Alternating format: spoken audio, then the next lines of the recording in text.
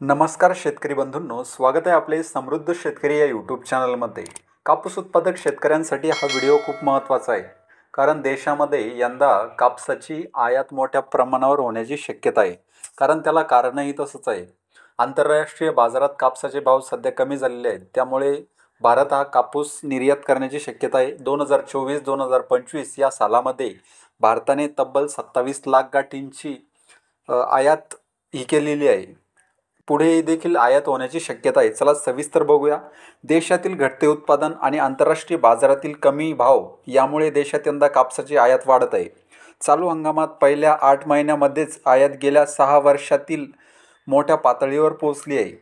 देशात 27 लाख गाठी कापूस आयात झाला आहे. विशेष म्हणजे यंदा अमेरिका आणि ऑस्ट्रेलियापेक्षा ब्राझीलमधून जास्त कापूस आयात होत आहे.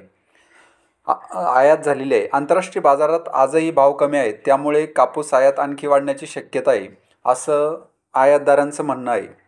भारत कापूस निर्यातदार म्हणून ओळखला जात होता, मात्र देशातील घटतं उत्पादन आणि लागवडीत झालेली घट यामुळे भारत आंतरराष्ट्रीय बाजारातून कापसाची आयात करू शकतो आणि वाढता वापर यामुळे आयात वाढत आहे.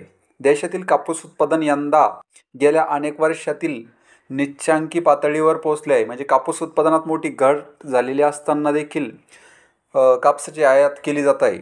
तर दुसरीकडे कापसाचा वापर स्थिर आहे, त्यामुळे भारताला कापूस आयात करून गरज पूर्ण करावी लागत आहे. दुसरे म्हणजे देशात उत्पादन कमी झाले, मात्र मागणी असल्याने भावातही सुधारले.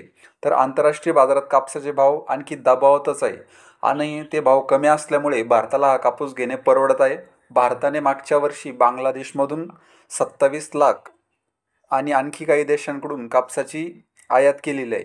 हा व्हिडिओ जर तुम्हाला आवडला तर व्हिडिओला लाईक करा व चॅनलला सबस्क्राईब करा. धन्यवाद.